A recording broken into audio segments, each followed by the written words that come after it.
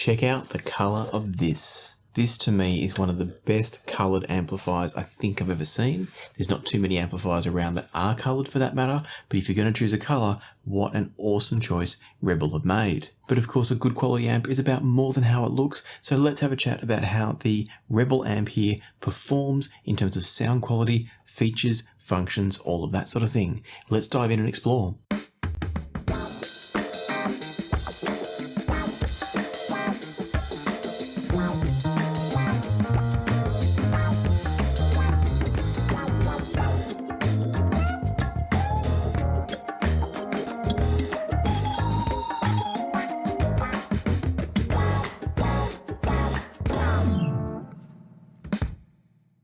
Hey folks, welcome to another Passion for Sound audio review, and today a look at the Rebel amp here. This is an amplifier I've been asked about quite a few times now, and the makers of the Rebel amp were kind enough to send me a unit for me to play with, check out, and share my thoughts with you. So I want to start off by saying a huge thanks to them for sending me the review unit, and also to any and all of you who suggested that I should check out the Rebel amp. It's been a very interesting journey, and I'll share with you what I found along the way.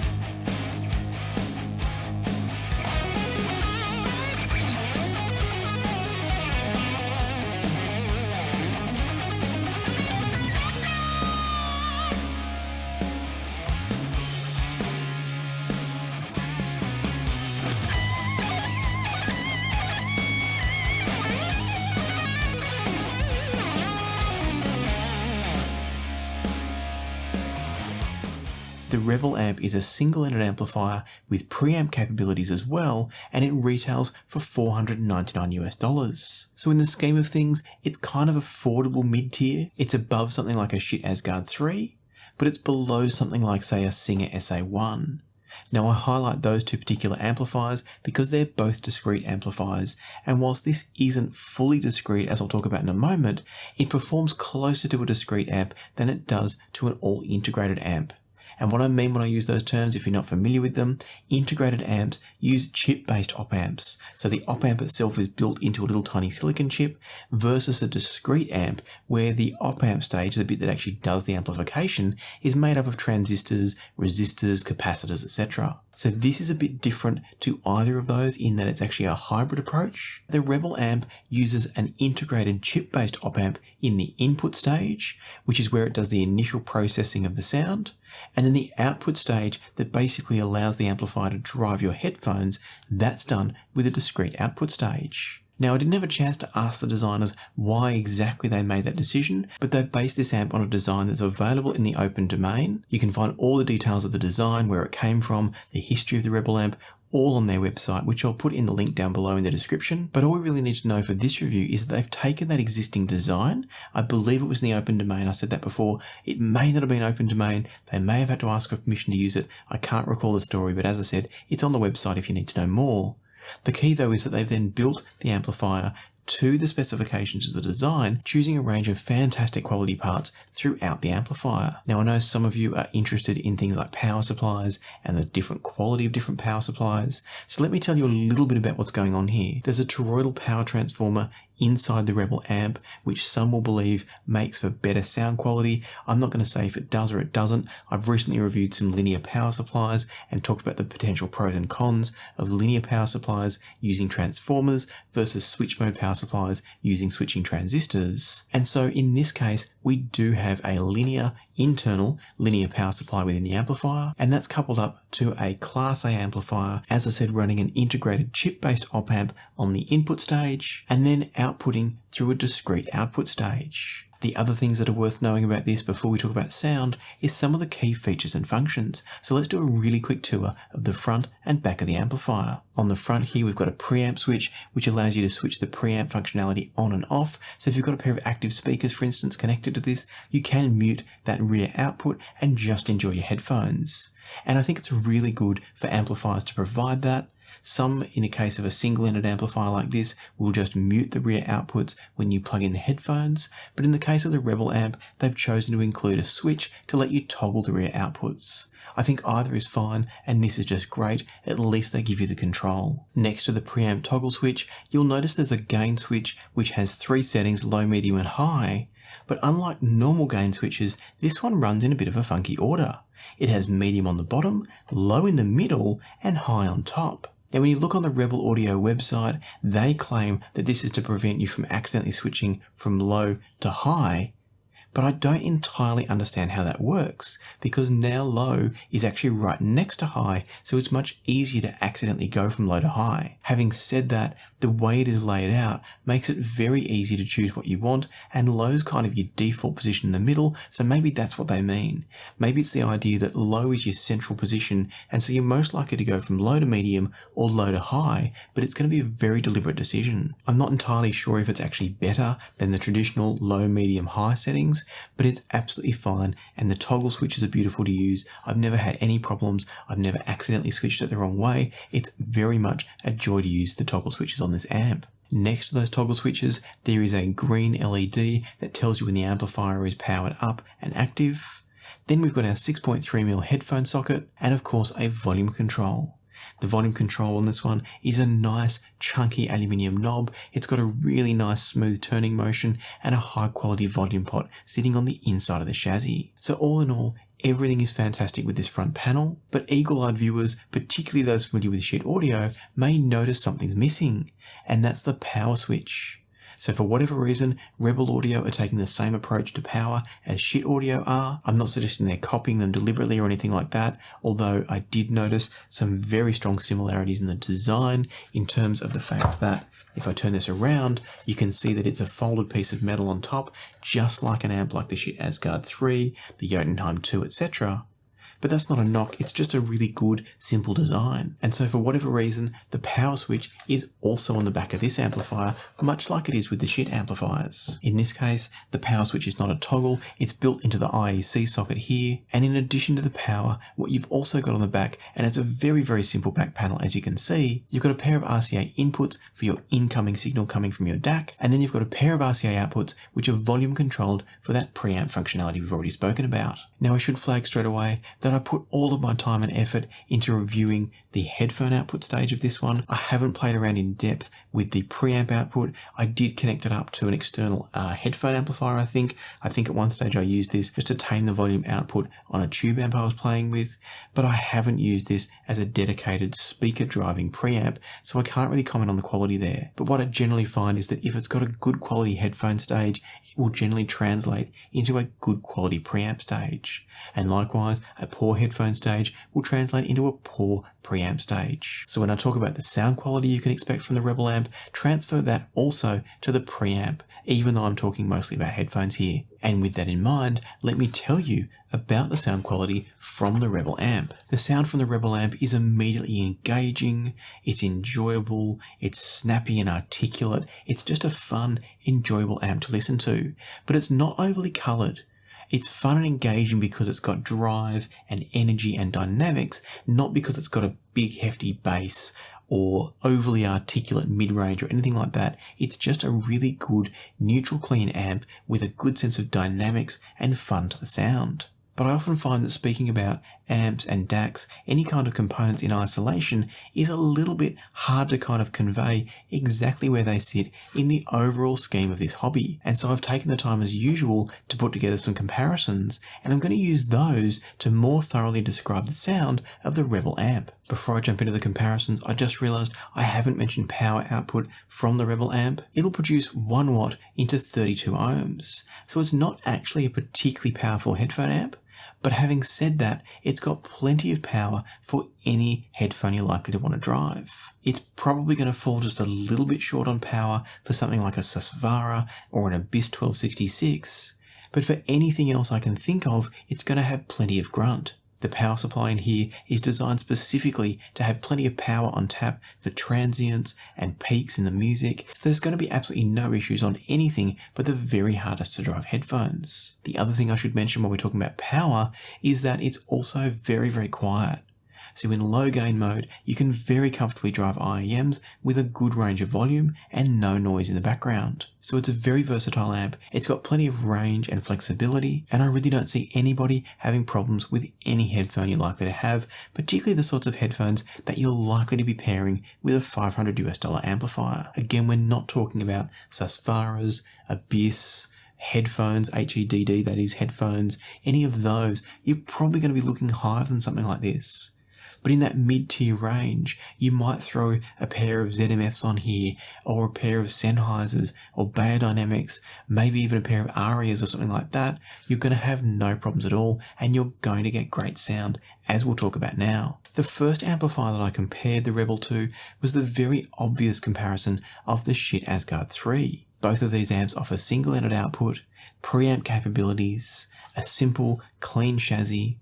The Asgard 3 is obviously quite a bit smaller in terms of its footprint, and obviously doesn't come in this spectacularly wonderful green colour. You can get the Rebel amp in black, by the way, if you want it. I think the green is absolutely magnificent though. And so immediately when I looked at the Rebel on paper, I did think of the shit Asgard 3. There's quite a price difference though. You've got a $250 amplifier in the Asgard 3, at least it was $250 when I made my notes. I know shit have had to increase their pricing recently on some products. So you've got $250 or thereabouts on the Asgard 3 versus just under $500 for the Rebel amp. So for me the question was, is it actually worth spending more when in the Asgard 3 you've got a fully discrete design, which I tend to favour, up against a hybrid design here using that mixture of integrated input stage and discrete output stage. When comparing the two, the Asgard 3 is definitely the richer sounding amp and it's fuller in the bass. It also produces a greater sense of space overall. Having said that, while the Rebel loses out on depth and overall sense of space in the soundstage, it does have the upper hand in terms of its sense of attack and clarity in the notes. In comparison, the Asgard 3 comes across sounding a little bit rolled off, and the bass sounds a little bit less controlled from the Asgard 3. One of the tracks I was listening to as I did the testing of these two was She Caught the Katy by the Blues Brothers. Listening to that track, the Asgard 3 is the more laid-back presentation, and it gets you more focused in on the vocals themselves. The Rebel, on the other hand, is more energetic and lively, but it's not fatiguing, it's not overdoing it, it's just very engaging and dynamic. I mentioned a moment ago that the Asgard 3 brings the vocals forward, whereas that little bit of extra attack from the Rebel means that you get to hear more emphasis on the brass section. It doesn't overtake the vocals, but you get more of a sense that the brass is there, and there's a lovely sense of attack and clarity and texture from that brass section. The same can be said for the guitars in the track, so basically what I felt was that clarity and detail and texture was all stronger from the Rebel amp. It's not to say it's better necessarily than the Asgard 3, they're different presentations. The Asgard 3 is more laid back, a bit more relaxed, you're losing out on some of that attack and that texture, but it's still a beautiful amplifier. Overall, the way I'd split these two if you're in the market for both is that if you deliberately want a more laid back amplifier, or you prize soundstage size and depth over many other things, then I do think the Asgard 3 has a slight edge. But if you're looking for accuracy, dynamics and engagement and a lively, enjoyable sound, and you're willing to trade off a little bit of space for that, then I do think the Rebel amp is probably a slightly, let's say, more technically capable amplifier. And that's going to sound like a knock against the Asgard 3. It absolutely isn't. As you can see, the Asgard 3 is sitting on my bench behind me there. It's an amplifier that I love. It's an amplifier that I deliberately keep as very much a reference point. For $250, I don't think you can do much better. You have to jump all the way up to something like the Rebel at $500, and even then, it's going to come down a bit to personal taste. I do think the Rebel is probably the slightly better amp if you were to look at it from a pure technical point of view, but both are incredibly enjoyable, so I'll leave that decision up to you. And with that said, let's move on to my next comparison, which brings us up a little bit in price, but to a completely different design approach. A little while ago, I tested the SMSL HO200 amplifier, and I have to say I wasn't hugely enamoured with it, but I was interested to see, when compared to the Rebel, just how they sat next to each other. The HO200 retails for $399, so it's just a little bit $100 cheaper than the Rebel amp, and it offers a few extra features such as balanced input and output, as well as being a fully integrated design, meaning that it uses integrated op amps throughout the amp. There's none of the discrete topology that's used here in the Rebel amp. Now for this test, because the HO200 has got the balanced output, what I did was I ran single-ended into both amplifiers so I had the same exact connections coming out of the DAC and into the amps, but then I allowed the HO200 to output through the balanced headphone outputs to give it its maximum chance to perform. The track I'm going to use to talk about this one is Pride by Living Colour, and I immediately heard such a massively different presentation going between the HO200 and the Rebel amp here. Compared to the Rebel amp, the HO200 sounds very, very flat. I mean that in terms of three-dimensionality, not so much dynamics. It's not an overly dynamic amp, but it doesn't have the dynamics of the Rebel amp.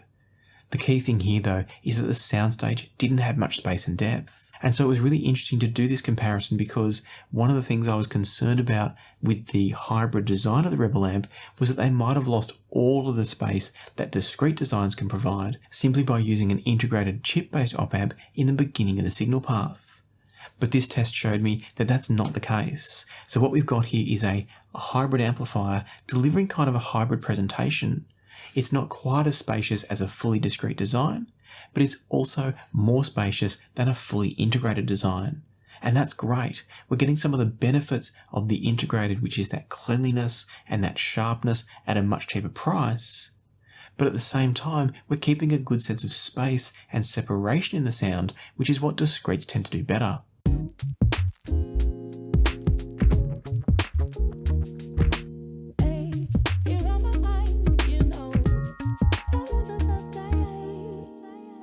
Coming back now to the test track Pride, one of the things that stood out to me was the guitars off to the side. When I listened to this through the Rebel amp, I noticed that the guitars were more spaced out from the rest of the mix, and you could actually hear a sense of depth between the vocals and the guitars. Whereas on the HO200, as I've already said, it was all pretty flat, and there wasn't that sense of space and depth between the guitars and everything else. The HO200 presents much more of that wall of sound, which we're really familiar with for anyone that's spent time listening to integrated amplifiers versus discrete. They always tend towards that wall of sound presentation because of the integrated designs. The upper frequencies in this track also revealed some benefits of the Rebel amp, in the sense that I found the HO200 came across a little bit hazy, a little bit less focused in the sounds in the higher frequencies, so things like cymbals, any of those kind of sharper edges of notes from guitars and things like that. The very, very top frequencies haven't got the sense of clarity and cleanliness from the HO200 that the Rebel amp delivers. And in my experience, that's often a bit of an issue with the nested feedback design. So things like the HO200, any of the THX designs, excluding the benchmark because I haven't heard that yet, so I don't want to lump that in with this, but things like the THX 789, the old SMSL SP200, a lot of these nested feedback designs, the topping A90 even to a degree, they tend to have this slight haziness to the treble. It's very, very slight, and in isolation you're probably not going to notice it so much.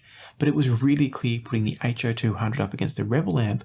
The Rebel amp is just bell clear on those top frequencies, so cymbals, as I said before, things like that. There's a better sense of clarity and transparency to the sound, whereas things weren't as well focused when it came to the HO200. At the other end of the scale, the bass was also better from the Rebel. At about 4 minutes into Pride, there's a moment where it sounds to me like the bass is being doubled down an octave, so the exact same bass line, but it's like there's a second bass or an overdub of the bass playing the same notes all an octave lower.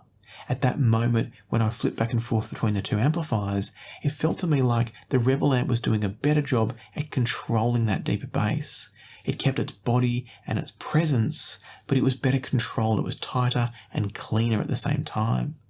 So for me, it was an easy win that the Rebel is the amp to choose if you're going to be spending in that $400 to $500 range and you don't absolutely need balanced, then the Rebel is definitely the one I would choose. And on that note, I think this is a really good example of sometimes I hear people saying that balanced amplifiers are necessarily better amplifiers for headphones, and this is a wonderful example of the fact that that's just not true. If you put two well-designed amplifiers up against one another, one's balanced and one's single-ended, it's going to come down to which of the amplifiers is actually the better amp, not which one is single-ended or balanced. And that's the case here. The HO200 isn't an exceptional amp, but it's a good solid amp. The Rebel is just better, even though it's single-ended. And so at this point, I was comforted by the fact that I'd now justified to myself, and hopefully to you, that spending $500 on a very simple looking single-ended amplifier can actually be worthwhile. There was a part of me, particularly when I found the shit Asgard 3 to not be absolutely trounced by the Rebel, there was a part of me that was thinking, is the Rebel really worth the money? Maybe you should just go buy yourself a shit Asgard 3. But in hearing it up against the HO200, it did show me that there's a place for an amplifier like this. It's performing technically above the Asgard 3 in my opinion, and it's now shown me that if you were going to spend $400 on something like an HO200 anyway, you might as well spend $100 more and get a better sounding amplifier. That's of course assuming you don't need balanced capabilities for some reason, but if you're just looking for pure quality of sound, the Rebel is absolutely the better choice. And so that, along with a whole lot of conversations with some of my patrons, that led me to a final comparison in the Singxer SA1. The Singxer SA1 retails at $600, so it's an extra $100, and it's a fully balanced, fully discrete amplifier. So you're getting a lot more bang for buck with the Singxer SA1 on paper, but I was interested to see if you're getting a lot more performance as well. The track I'm using to illustrate my thoughts here is LOLA by Bernard Fanning. What this track and the others that I listened to revealed to me is that the SA1 does sound a little bit smoother and more organic than the Rebel amp. And I'm going to put that down to the fully discrete design of the SA1 up against the hybrid design of the Rebel amp. But moving on, it's not all bad for the Rebel. The Rebel sounds a little bit more open and a little bit drier and some might say cleaner sounding. I don't necessarily know that it's cleaner sounding, but I know that some people prefer the sense of clarity that the sound of the Rebel can bring to your musical experience. Whether it's true clarity or actually less refinement, I'm not entirely sure. I personally would probably lean towards the sound from the SA1. It does come across to me as being just a little more refined. But depending on your source chain, your headphones, you may actually like the slightly drier sound that the Rebel amp provides. And when I say dry, that doesn't necessarily mean grainy, it's just that there's a little bit more emphasis in the upper mid-range, lower treble. It's got a slightly less organic sound, a slightly less smooth sound you could say. And that's what I mean when I say dry. As part of that, the SA1 comes across a little bit richer and a little bit more intimate overall. So in some ways the Rebel amp does come across more spacious, but I don't believe it has quite the amount of depth that the SA1 delivers. So it's like the SA1 brings things closer to you, but there's also more overall depth, whereas the Rebel pushes them more apart, but hasn't got as much maximum depth. Hopefully that makes sense. I found that the Rebel amp provided a little bit more texture in the sound because of that bit of dryness that I mentioned before, that little bit less smoothness compared to the SA1. But then the SA1 provided a better sense of things like harmonics and resonance and the natural richness in an instrument like the piano in this track. And so there is a bit of trade-off going on here. One thing that really stood out to me and was quite surprising was that on this particular track, Lola or LOLA, I did find that it sounded to me like the SA1 was positioning things a little bit strangely in the soundstage compared to what I was hearing from the Rebel. Now the problem with this is I don't know what the correct sound is in the track. Even if I use other amplifiers that I've got, I still can never know which ones are correct and which ones are incorrect. But to me, what I was hearing from the Rebel sounded a bit more coherent and a bit more correct. Whether that's what's in the recording or not though, I can't say for sure. So at the end of the comparison between the SA1 and the Rebel, I was left in a funny kind of spot. If I had to choose one over the other, I do think I might actually lean towards the Rebel amp. The SA1 does more. It's got the balanced preamp output capability. It's got multiple outputs for headphones with XLR, 4.4mm and 6.3mm. It's a very, very versatile amp. It's also got the different output impedance options, whereas this is always a 0.1 ohm output, which is actually great because it's going to work well with everything. But the point being, the Singxer SA1 does give more versatility overall. You can also modify the SA1, as I've talked about before, but all of these comparisons were with the unmodified version, because as I said in my separate video about that modification process, you might be voiding your warranty and you are potentially putting your amplifier and your headphones at risk. So I didn't want to compare these two in the modded form of the SA1, because not everyone's going to do that. So this is all with the unmodded SA1 and maybe fixed slightly by the mods if you want to do them. But I still think for me, I do prefer the sound of the Rebel amp overall. It just to me comes across a very natural and neutral sounding amplifier that's engaging and dynamic to listen to. And so with all that said, let me wrap this up by saying that I think the Rebel amp is absolutely outstanding. I'm so thankful to have had a chance to listen to it. I think it's a brilliant piece of kit. I know there'll be some out there that will refuse to buy it because it hasn't got balanced when there's other amplifiers for a little bit more or a little bit less that offer balanced output, but I'd really urge you to consider it as an amplifier that regardless of whether it's single-ended or balanced, it just sounds great.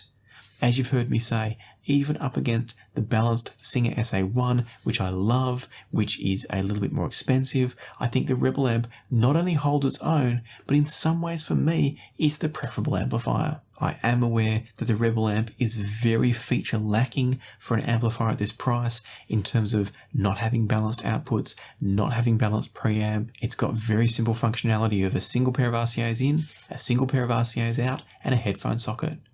So in that sense, it is fairly bland in terms of features, but I think it makes up for it well and truly in terms of listening enjoyment and a great user experience.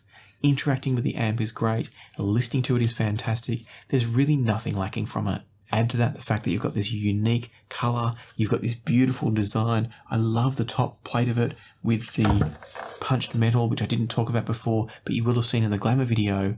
It's just all over, to me, a fantastic amplifier. I'm a really big fan. I'll highly recommend this to anybody with $500 to spend who's not hell-bent on getting balanced. And as I've already said, if you are hell-bent on getting balanced, do have a think about looking at this anyway. It's a brilliant amplifier. As I said before, I'll put a link down below. If you're interested in the Rebel amp, click through the link, support the guys over at Rebel Audio. They're only a small company based in Eastern Europe, and they're making a brilliant amplifier. So click through the link below, check out Rebel Audio, buy yourself a Rebel amp if you're in the market with around $500 to spend. I don't think you'll be disappointed. As always, I hope you found this review useful. If you have, I'd love it if you'd hit subscribe and like the notification bell as well to let YouTube know that you want to see more videos like this from me. For now though, let me leave it to the music, so happy listening, and I'll see you here next time on Passion for Sound.